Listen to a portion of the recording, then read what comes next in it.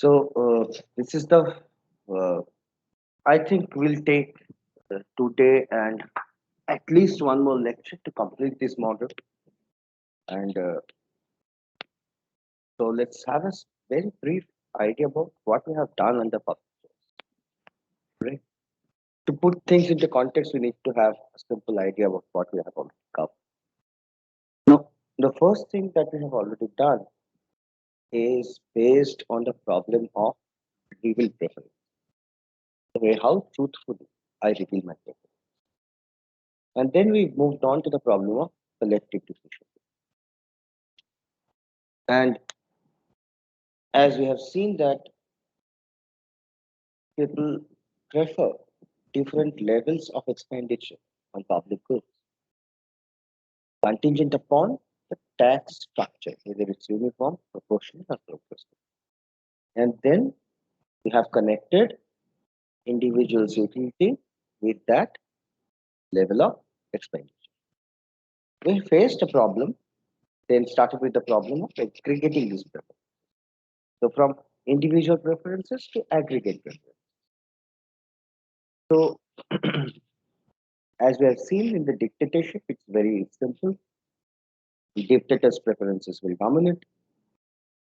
For a democratic structure, we talked about voting, then we talked about majority voting and the voting paradox, and then order of voting and strategic voting. And we talked about the Zarro's impossibility theorem and the characteristics in the proof, right? Now, what we have understood from so far, theoretically, that we do not have a particular way through which, or we do not have a particular mechanism or a formula or a solution through which we can add together the preferences so that the five characters, namely one, the continuity and transitivity, two, universality, three, Pareto, uh, Pareto criteria, fourth, independence of irrelevant alternatives, and five, non-dictatorship. All these five characteristics are met. On the other hand, we do not also have so far a very simple mechanism or voting mechanism that will allow people to vote truthfully. Because if I want to, uh, even in a pairwise voting, if I want my preference to win at the end, in the initial rounds of voting, I will go for a strategic vote. Now, what is a voting system?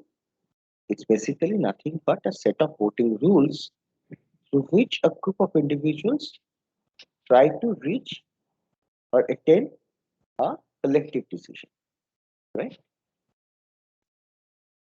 And Kenneth Arrow, we actually established that there does not exist a voting rule that will solve for all the five characters, which will satisfy all the five characters. However, as we will see now, but yet with all these complexities, flaws, and fallacies, there exist very simple conditions under which we can use the very simple majority voting to attain a particular outcome. And this is something which this particular condition that we're talking about is something what we call a single picked preference. Now, what is a single picked preference? Basically, it is related to your utility and the expenditure on public goods. Remember, we talked about where on the horizontal axis you have the expenditure on public goods, and on the vertical axis you have your utility, the individual's utility, not the social, individually. And if you remember that it started, it did it for rich, poor, middle income. We found that there exists a relationship between these two variables. Now, if that utility plot is single peak, we call it a single peak preference. So the single peak property will ensure one thing. And what is that? That the majority voting equilibrium will exist. Because if you remember, if you just leave it, if you remember the very simple three individuals, three choices case, and if you just take pairwise and continue doing it, will not end up any determinate solution. And that we call the cyclicity problem or the voting paradox. And the vote equilibrium might not exist at all, right? Now, the moment we bring in this additional criteria, which is single pick preference, what we'll get? Will ensure that a majority voting equilibrium exists. Okay. Now, this single peak preference can look like a bell curve, which is an interior, or it can be a corner solution or a border solution also, just like the way you have in front of your screen. Okay. Now, what is the counterfactual? The counterfactual is something what we call a double peak preference. Remember, why is this problematic? Why we are talking about single peak preference? Let's think of a simple picture in front of you where you neither have a double peak preference or a border, but a very simple bell curve sort of thing. Why? Because given the tax structure, what is the maximum or optimum amount of public good would you like to consume? Because on the vertical axis you had just you talk about the utility space of a single individual. Vertical axis put public good, horizontal axis put private good in the vertical and uh, public good in the horizontal. And you have your simple indifference map. And if you have a budget where the price of the public good is a tax price that you pay, right? You have done those things.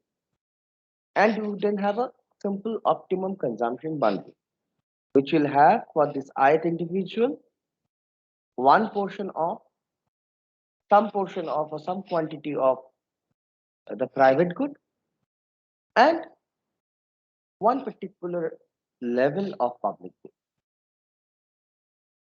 Now, the moment you increase or decrease the public good expenditure from that optimal point, your utility will fall. You'll come down to a lower indifference map. And hence you have a very simple bell curve. And hence that is something what we'll call a single peak preference.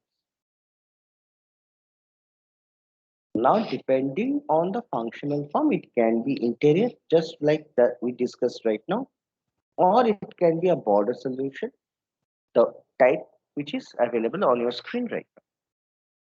But you can also have something of this sort called double peak preference. That your utility might be maximum at a particular level G1, but that does not mean that you can have a point like this where utility is more when there is no public good, but some public good added, your utility actually falls. Your utility increases only when sufficient amount of public good is added. Now, how is this possible? You can think of a simple example of a public good, which is public education, the level of expenditure on education, and I'm talking about a rich person.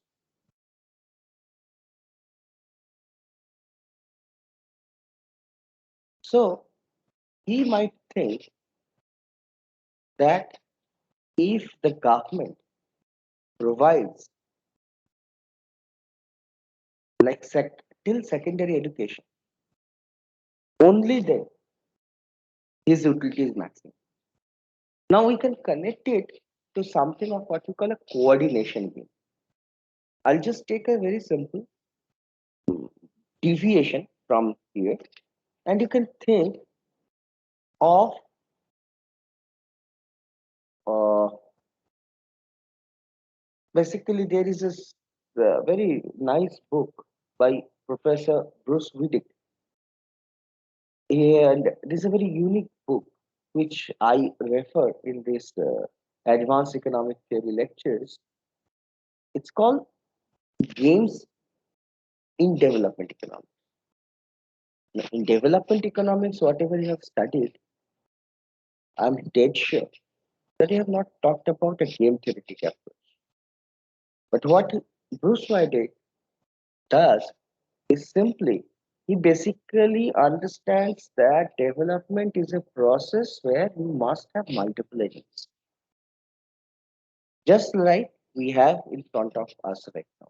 We at least have two agents, a set of individuals making a collective decision to choose some member of parliament who in turn will vote for some public expenditure level. Too many agents already involved. So there are strategic interactions between them. But to put this thing in a very uh, what I can say concise perspective right now for the problem at hand, he Professor Weidick gives an example that he has spent his entire student life and now of his job life because he's a professor, most probably at Harvard, and he says that I have gathered too much experience or skill in solving problems related to economics and statistics. Right. So I know a lot about uh, tackling economic problems and statistical problems. But Professor Weidick's hometown is something called San Salvador. He's not a US citizen. He belongs to this country of Salvador. And he said, when I come back to my home, I find myself absolutely misfit. I might be specialized in my skill set, but I lack certain general skills required for the Salvadorian community, like fixing up a broken carburetor of a scooter, and most importantly, gives I remember that example, taking a wire, plugging it in a specific spot in uh, the telephone that post to get free ESPN. Now, what he says, a society, its requirement for employment, development is intrinsically related to employment. Now, what type of skill set I will require to employ a person is contingent upon what my needs are. In the San Salvadorian society, solving social choice theory, solving uh, high-end, difficult econometric problems is not required. You need to have certain skills which are intrinsic to living in that particular society. So if you go to the Andalusian, suppose you want to go and spend some time in the Andalusian mountain ranges, you need to have at least two skills. You need to know how to make logs for your fire and how to catch a fish with a fishing line. Whether you're an investment banker or not, whether you're an economics professor or not, will make any difference. So now coming back to the problem. The problem is if everyone in my society is contented with primary education and certain tacit skills which everyone learns from their own forefathers, the society is at an equilibrium. And this is what we call a low level equilibrium trap. Until and unless you give a big push so that everyone attains college degree, there is no meaning of giving secondary education. Because the job that you will do is enough, it's the requirement of primary education is enough. You don't require secondary. And hence, a rich person who earns in dollars in the US comes back to the San Salvadoran society will prefer zero education because it's better that there is no meaning of giving pre-secondary education. It's better you just give primary education, leave it like that. Or the society will be best off if everyone is given college education. Now look, from that perspective, it is better to have a big push and get into a very high level of education and hence high expenditure. Take, for example, a G1 level of expenditure to give college education to everyone, or you just keep to that basic primary level. So you do not add to any existing cost structure, so zero. But why secondary education your utility falls? Because it's a simple thing. It is not adding anything to the society. Two, you could have used that on some other health issues. Or you could have made use that money in making roads in front of your house. Even giving free ESPN would have been better with that money. So primary, okay. Secondary expenditure on secondary, absolutely no. But if you give college education to everyone, then it will be coming out of that low level equilibrium trap, and hence I'll prefer that talk. But still, at the end, what we have is a problem that I have a double picture. Okay, so this is what we call a double picture. So what you have, if you have double pay preference, then that problem that we had talked about earlier, that no equilibrium might exist, that might happen. That might become. Now, when you talk about preference for a single public good, in this case, what we're doing, I have only talked about, say, uh, how much the government should spend on national defense. In general, when I talk only about one public of that sort, why not private good option? Because education you can also buy from outside. In a private market is there for education. For health, there is a private market. Okay, so that's why we are keeping in the domain of strictly public goods. Now, when we talk about a single public good and expenditure on that, in general, what we see that the preferences are same. But when you have multiple public goods, defense,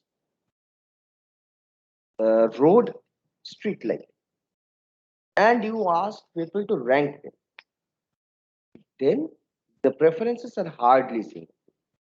And this leads to circularity, which we have already seen. So, how to use this single peak property to get a majority voting equilibrium? The answer is that we have to restrict ourselves to one issue at a time. So take a particular issue, road, fine. Do not use the alternatives. When it comes that you are given only one option, and the option is this time the government is going to spend on road infrastructures. If that is the case, what would be the optimal level of expenditure? Your tax price, is coming from your income. Your tax price is coming from your income. But at a particular point of time, when you're given an option, then you might be able, in general, to choose a particular level of expenditure. Okay. Now, this, if we bring in, if we talk about other distributions, like if I give you different types of alternatives, the majority voting equilibrium might fail. And all these exercises, everything that we have done so far will become redundant. Now, how can you look into that redundancy problem? Suppose you have three types of individuals: the poor, the middle class, and the rich. And there are three types of income tax schedules through which government revenue can be generated. And what do I mean by that? They vote in solid blocks. The solid blocks means basically two things. All the poor will vote in the same way, middle, rich, same way. And A, B, C are the three alternative schedules of taxes or tax structure, income tax structures, which the society consisting of poor, middle, rich will vote for. And the rule is majority voting. As you can see, Schedule A is proportional. Whatever you want, you pay 20%. Schedule C, clearly progressive.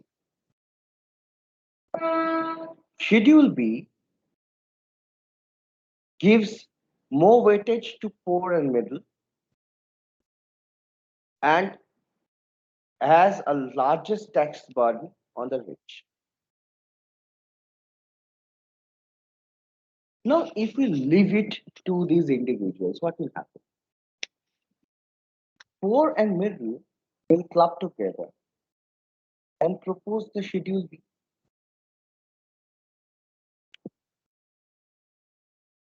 Because for both of them, A is not an option. 20% is the highest for both, for the poor across all. For the middle, So they have, the poor will choose B and C, preferably C, but still B is better than A. So C preferred to B, preferred to A. For middle, it's B preferred to A, preferred to C. But for both of them, look, for individual, a poor individual, B is preferred to A. So suppose you give a rank, B takes a rank 2. For the middle, B takes a rank 1, joint rank 3. And hence, a majority voting outcome will come for tax schedule because both poor and middle have voted for the middle income, this B schedule of tax structure, right? Now, what can happen?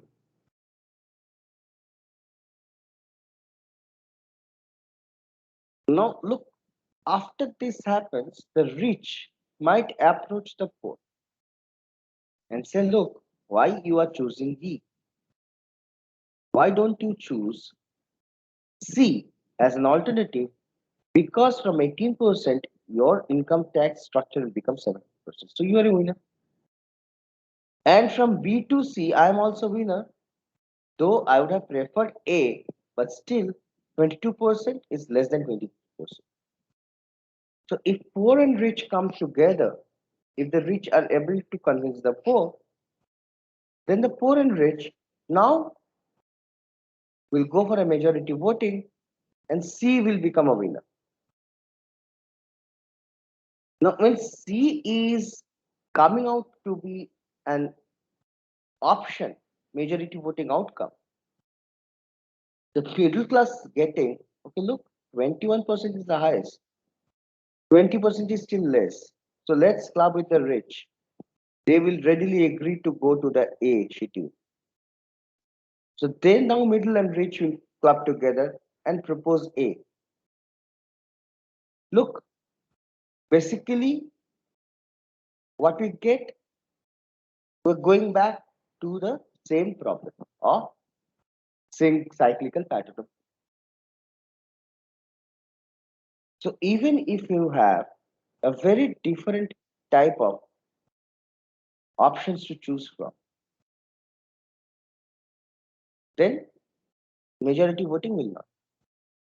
Now, how can we club this single pick thing and get into the majority voting part? The first thing is very simple. How does it look like? After I know how to apply it, then we'll come back to the Pareto efficiency condition. What we now do, instead of giving alternatives, what are the alternatives? Schedule A, Schedule B, Schedule C, where you have different tax structures under different schedules. Do not do that. You just rank individual by their preference level on a particular expenditure. And we'll find that the median voter will be the winner. How? Let's think about expenditure on any particular public good. And you ask these different people what is your preferred level of expenditure. Not depending on their income or the tax price or their willingness to pay, whatever. Suppose these are the numbers they have, or they have in mind. They don't have to reveal it exactly truthfully, but you need to approximate it like that. Now, Jim is the median voter.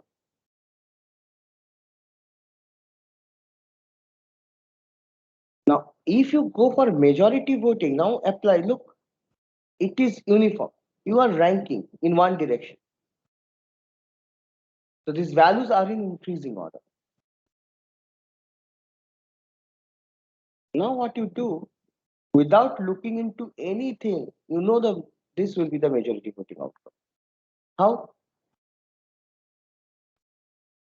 Take any amount less than 1,000 and 1,000. So vote between those two. Expenditure less than 1,000, expenditure equal to 1,000. Choose. Now those who are, look,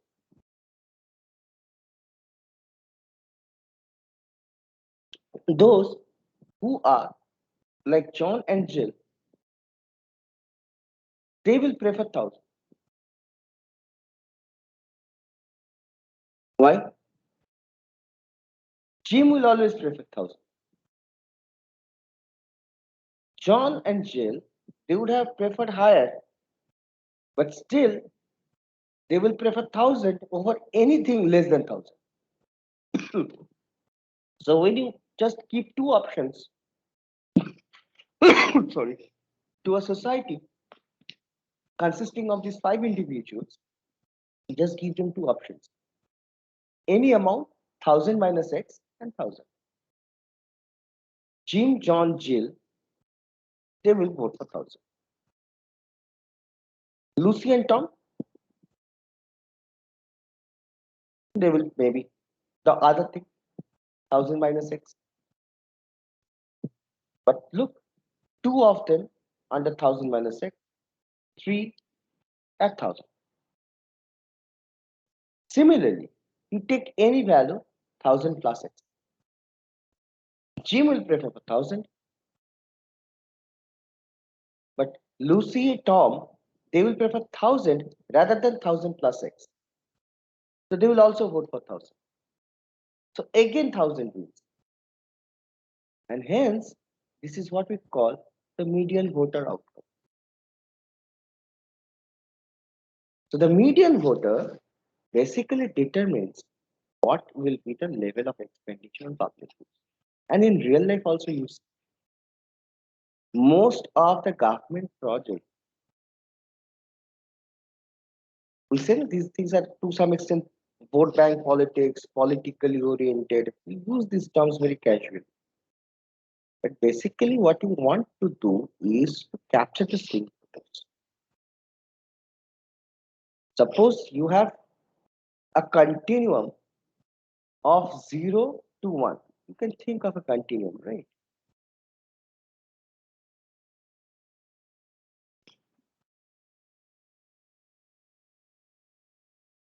You can think of a continuum like this, and it becomes very, very simple. Suppose this is left, this is right. And then you have, suppose, a midpoint, median. Everyone on the left of it will cast for the left. Everyone on the right of it will cast for the right. This person is a indifferent between left and right. So both left and right will try to swing this person this side or that side. And that's basically the application of very simple median voter theorem. It is the median voter who always wins. The entire expenditure that will be taken by the undertaken by the government depends on the preference of the median.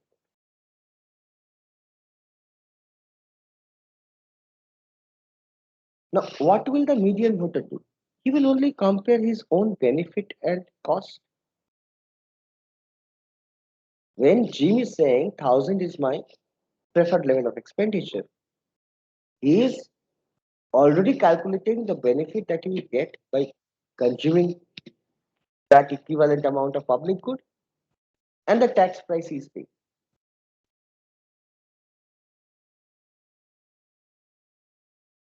Now,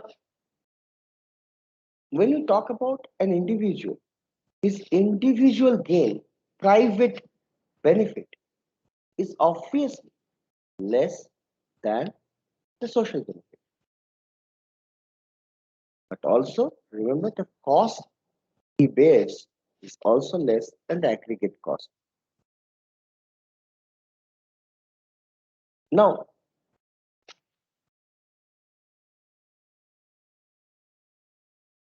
where where the median voter is located, that is the first thing. Because so far, if you're talking about a straight line, it's fine. You think of a distribution of voters which looks like a Gaussian curve. It can be left skewed, it can be right skewed, right? So that location is important. Hence, whether there is too little expenditure or too much expenditure, that depends on the median voters share, which is the marginal cost, whether that is less or greater than his or her marginal benefit. Now, if in general, as we'll see just right now, we can very simply see that with proportional or progressive taxation, in general, the society will majority vote to an oversupply of population. So let's take this proportional taxation case. Easier to see. And you just take there are n individuals. With uniform taxation, what will be the tax price? 1 by n. But with proportional, ym divided by y into n. Right? Where y is the average income, mean income, ym is the median voters income.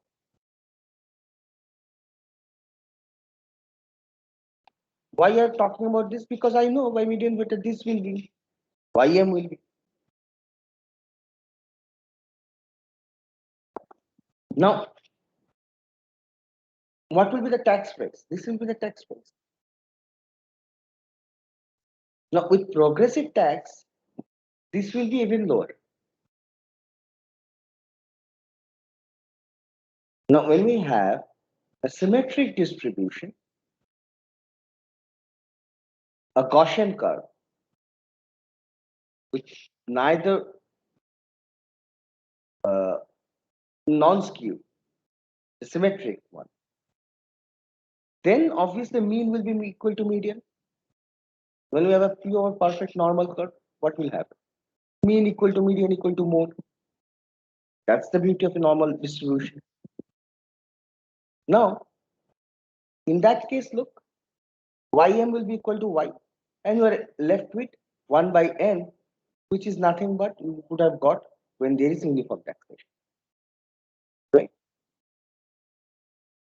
But most of the time, what we have that the distributions are quite,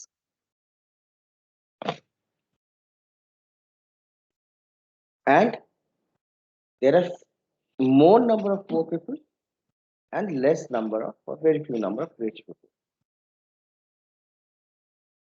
And it is this few very rich people who increases the average income, generating to the skewed structure of the distribution.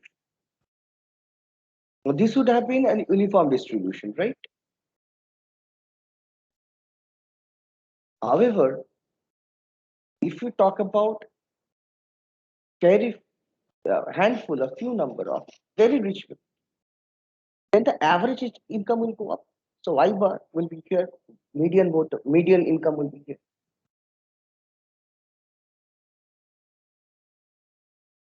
So if you give proportional tax, ym divided by y into n, and there you have 1 by n. Now we compare these two. Ym is less than y. So ym divided by y by n is strictly less than 1 by n. Now the question is, okay, now I can understand that I have to plug in single thickness in the form of a distribution over a specific expenditure, and hence I get the median voter. Once I get the median voter, to understand the efficiency part of it, I need to find out what type of distribution I have at hand. So the question is now that what fraction of this total marginal benefit goes to the median voter? If I'm talking about a uniform distribution, the median voter will get 1 by nth of the total marginal benefit. So what he will do, he will also have a benefit cost of 1 by n of the total cost, because everything is uniform, benefit is uniform, tax is uniform. So the benefit he gets, the share of benefits he gets is equal to the share of the cost he bears. So it's efficient. Now, whenever we're talking about proportional or progressive tax, what we can see, his tax price is less than that compared to uniform tax structure. Coming back here, under uniform tax structure, your tax price is 1 by n. Here, ym divided by y into n, and ym is strictly less than y, and hence the tax price is higher under uniform, lower under proportional or progressive. So what will happen? My cost is smaller. So if my cost is smaller, I will over demand. And that is why you actually go for voting. And now look, why this median voter? Because everyone who lies from ym to the right has a tax price which is less than that he would have faced under uniform. So if my cost is less, obviously I will vote for more expenditure because I'm paying less but getting more, right? And hence, if just like now treat public good as normal good, my price comes down, which is my tax price comes down. So I demand more. And you vote for a level of public expenditure because majority voting means everyone on the right hand side of Y, the median voter, the majority of voters will vote for that higher expenditure or will vote for that YM. But the YM itself, his benefit is more than the cost he bears because his tax price is less than 1 by n. So you over demand, and hence there is an oversupply of public goods. And the example that Mr. Stiglitz gave is rich people, they do have their own lawns, own gardens. They hardly go to public parks. And these public parks are disproportionately large. And they're used predominantly by the poor and the middle class who live in very small houses or apartment complexes where they do not have any park of their own. It is the middle class and the poor who will use the park. The rich, they have paid for it, but they will not use it. So, from the benefit side, the existing of public parks are justifying the requirement of only the poor and the middle class. But the rich is participating in a majority voting system, knowing that he will pay some part for the public part. But the tax price, because of progressive nature of taxation, the tax price is much, much less than the uniform taxation.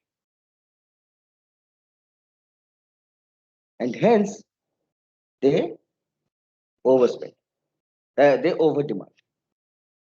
So we have, in general, we have proportional or progressive taxation. In general, what we have is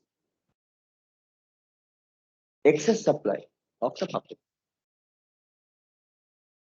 So I will stop here today because I don't want to extend our lecture today much because the next portion will need a continuity.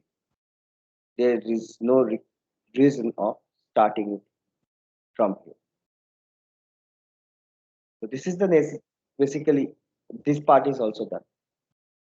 So basically you are spending less than, so your marginal cost is less than the marginal benefit. So it is not efficient. Efficiency will be lost. So that when plug back efficiency to this, whatever we have found so far, that oversupply will be there, then we'll understand the rest of it. So which we'll do in our next lecture. So I will stop here today. And if you have any questions regarding anything, please go ahead.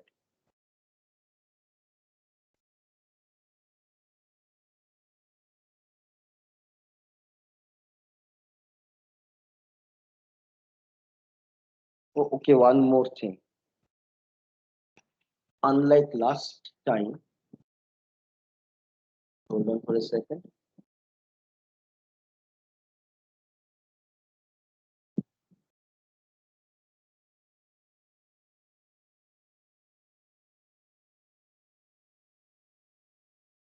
I'll share this also today with you, with the slides.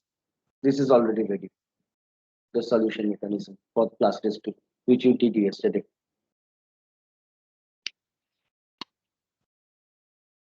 So it's last time I didn't get the time. But yes, this time I have prepared it absolutely immediately. I'll share this also.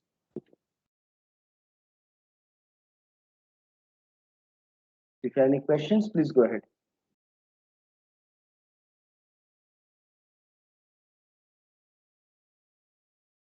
When is our next lecture? Can anyone tell me?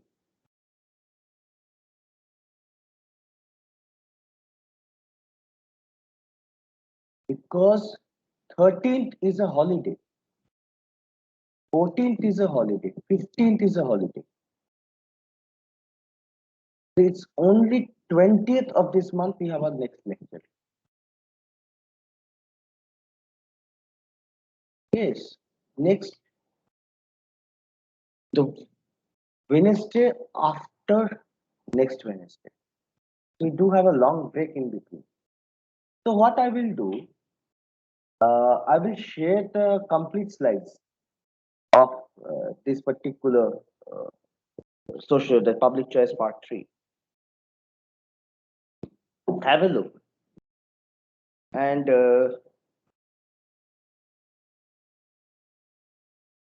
can we get that 1 hour extra? Remember, I lost a lecture on one Friday. When can I get that? I'm not asking you to stop your festivity celebrations and everything. Absolutely not. But can you please come to a concession and consensus and give a particular time?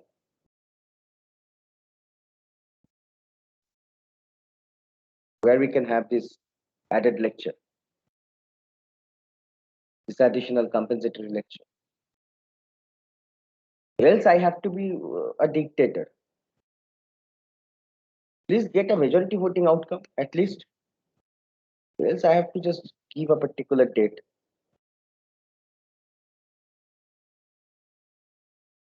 Remember, the welfare will increase with one additional lecture. If there is no majority voting outcome, the social welfare will come down. But I don't want to be addicted. So let's not use arrow here. I request all of you to come up with a majority voting outcome. You can come up with an unanimous thing, that's really, really good. So please give me one slot, 1 hour between 20th will be your next lecture, so that's quite far. So who will take that responsibility? Or why don't you just do like that Google form thing or Microsoft voting thing? But get it, okay? One lecture. I'll not push it, but just get it done. One additional lecture. I'm just asking for one additional hour, 1 hour.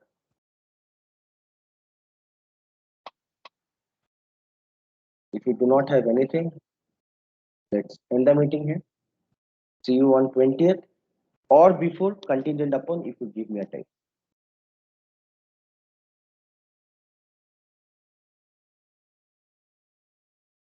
I'll stop the recording.